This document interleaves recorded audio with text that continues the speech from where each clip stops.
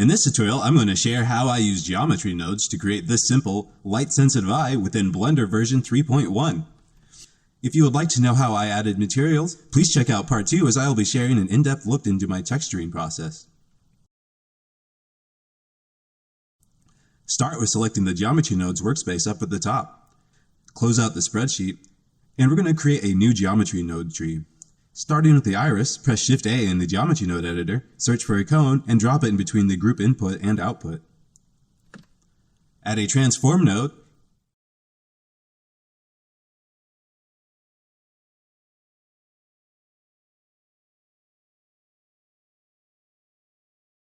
and we need to rotate the cone 90 degrees on the x-axis.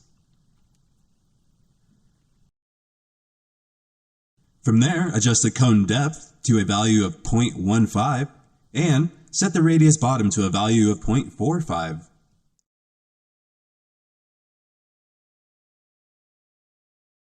Change the fill type from N-Gon to None, and I'll set the radius top to have a value of 0.05 just to gauge how small the pupil should be when fully constricted. To create the light control, drag and drop the light from the outliner into the Geometry Node Editor. Select a location from the Object Info node and add a Vector Curves node, making sure to connect to the vector. Now adjust the values of the curve to have values of 0 on each side, and add a center point with a value of -0.75. You want to be sure to center the other value at 0 and repeat this for each axis. This function controls the distance the light needs to be to affect the pupil, and you can visualize 0 representing the light at its nearest position and -0.75 representing the furthest position. And so, we want to say, okay Blender, when the light is at its nearest position, the pupil should constrict to 1 value, and as the light's position moves further away, the pupil should dilate no more than a predetermined value. And creating this function is actually really easy.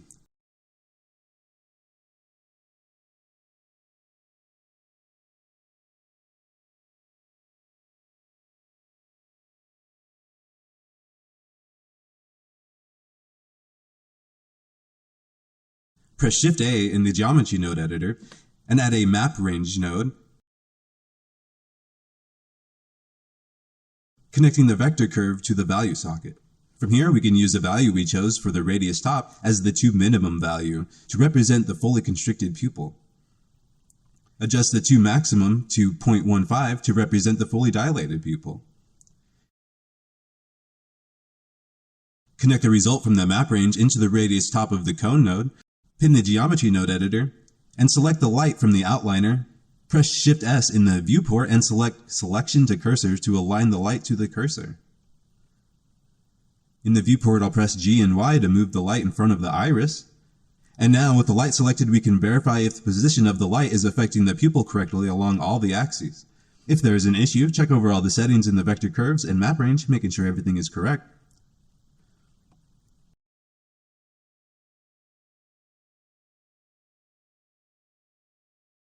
Another cool technique I'd like to share is a way to add detail to the iris.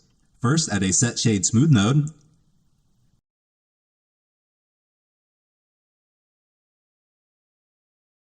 and an Extrude Mesh node.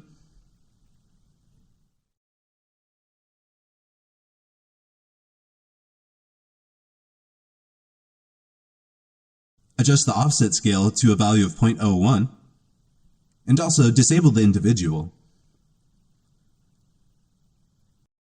With Shift-A, add a Subdivision Surface node,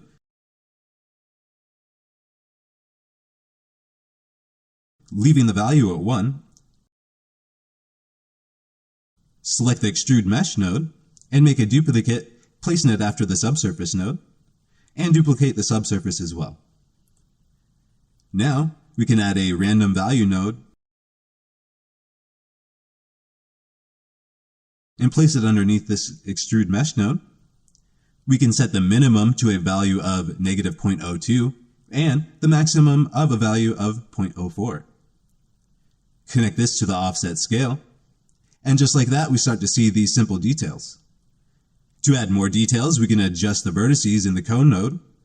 For the tutorial, I will do 128 and adjust the side segments to a reasonable amount.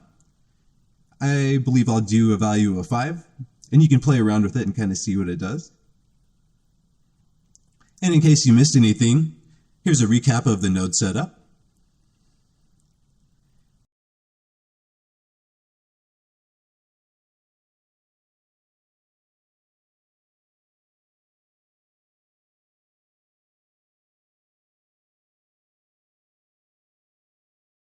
I always try to give the default cube a good home.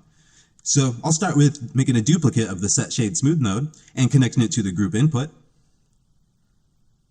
I'll also make a duplicate of the subdivision surface, changing the level to a value of 4. And pulling from the mesh, I'll add a set position node.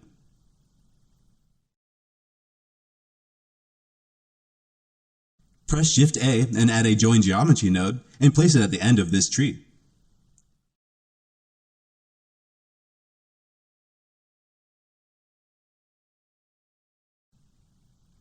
And when we connect the set position, the current settings have shaped the cube into a sphere.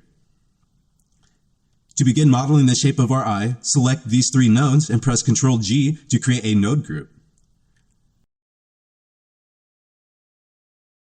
With Shift A, add a position node and place it underneath the group input. And from the position, add a separate XYZ node. Pulling from the Y socket, add a map range.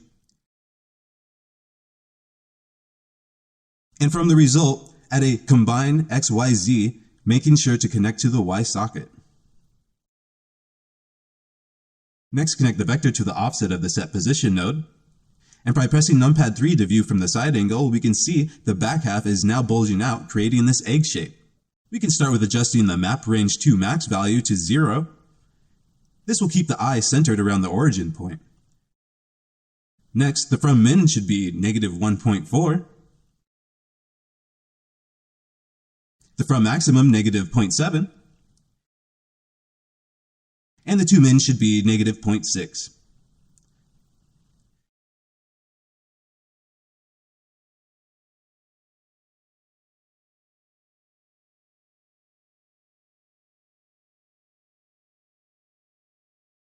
To finish up this node group, press Shift A and add a set material node at the end. We want to expose certain values outside of this node group, so connect the group output to the set material.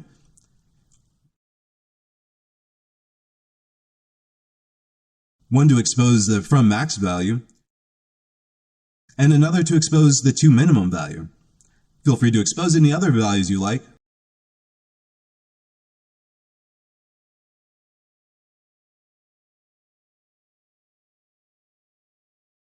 For now, I'll press Tab and toggle out of the node group, and with the group selected, press F2 and name this group Sclera. And as you can see, we have our values exposed if we need to make any adjustments.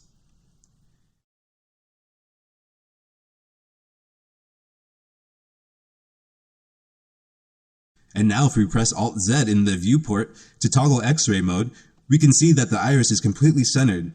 And because we know that the cornea from maximum value is -0.7, we can adjust the iris transform Y translation to have that same value. And now the iris is aligned with the cornea.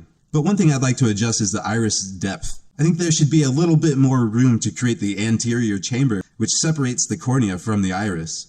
So go ahead and change the cone depth to a value of 0.125. And I think that looks a little bit better.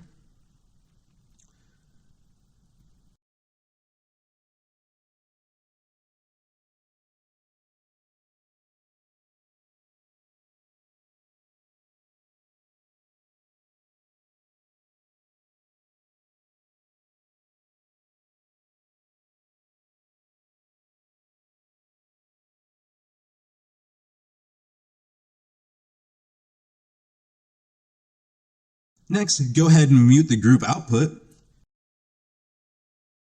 Press Alt-Z in the viewport and toggle out of X-ray mode. Next, I'm going to add a mesh for the pupil. This isn't really necessary if you're working in cycles because of how light bounces, but if you're working in Eevee, this is a cool solution for the pupil. With Shift A, add a grid.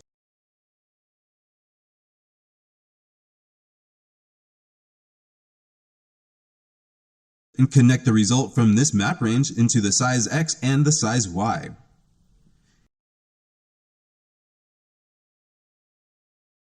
Make a duplicate of the transform node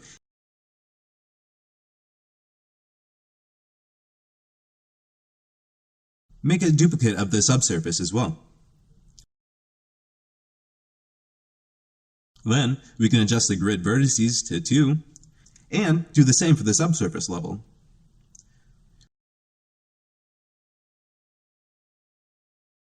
We can connect this to the join geometry node, and if we zoom in, we can see we have a little circle. I'll play with the translation and scale until it aligns with the center of the iris.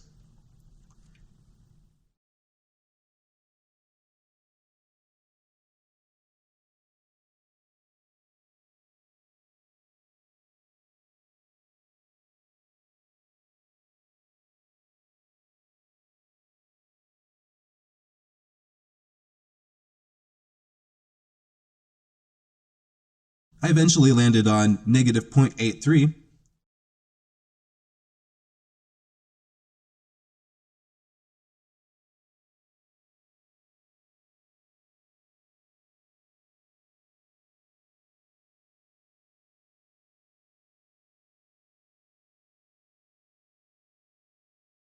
I changed the scale to a value of 2.15. It will be a lot easier to see what's happening once we start adding materials too.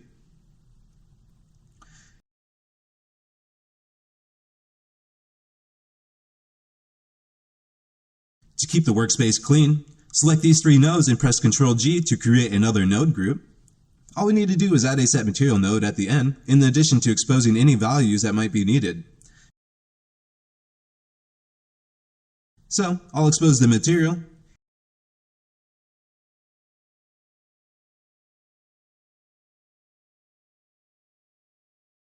and I'll expose the translation and scale.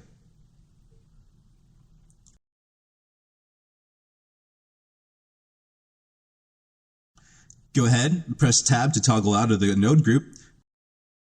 Press F2 and name this group Pupil. We'll organize this real fast. And now you can unmute the sclera. And I want to select this whole iris node tree and press Ctrl G to create one last node group. We'll want to expose the map range to minimum and to maximum values so we can control the pupil size, and also expose the radius bottom and depth. You could also expose the vertices and side segments if you wanted to control the amount of detail.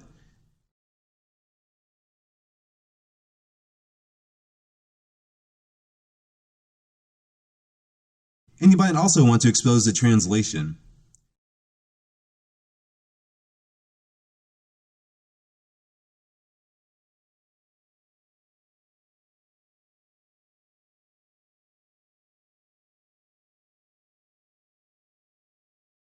And lastly, we'll need to add a set material node and expose that.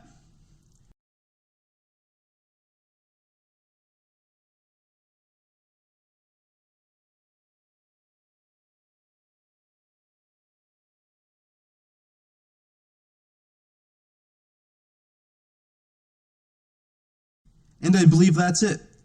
Toggle out of this node group, hit F2, and name an iris. And that's basically the basics of our light-sensitive eye. Well, partially light-sensitive eye. It's reacting to the position of the light rather than the light emission.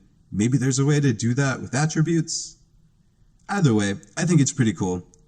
And as always, thanks for watching. Don't forget to like, share, and subscribe, and have a great day.